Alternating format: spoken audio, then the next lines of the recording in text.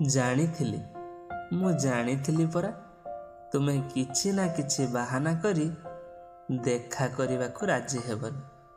ସେଇଆ ହିଁ ହେଲା। ସେତେବେଳେ କହିଲ କି ଆମେ ଶିବରାତ୍ରିରେ ଦେଖା ହେବା, ହେଲେ ଏବେ କହୁଛ ସମ୍ଭବ ନୁହେଁ। ହଉ, କେତେ ବାହାନା କରୁଛ କର।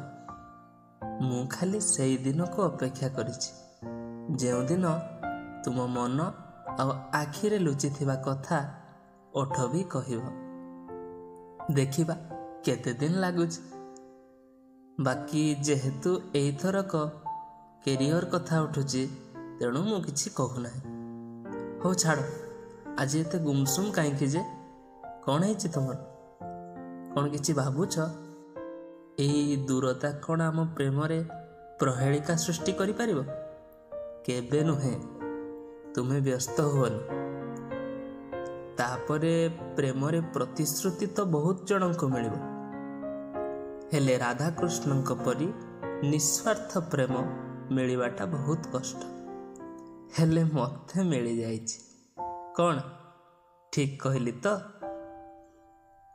ତୁମେ ତ କିଛି କହିବନି, ବେଶୀ ପଚାରିଲେ ସବୁଥର ପରି କରିବ। ଆରେ ଏତେ ସରଳ ସ୍ୱଭାବ ହେଲେ କ'ଣ ଚଳିବ?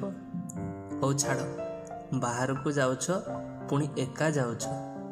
ନୂଆ ଜାଗା, ନୂଆ ପରିବେଶ ଦେଖି ଚାହିଁ ଚଳିବ। କିଛି ବୁଝୁଛ ନା ନାହିଁ?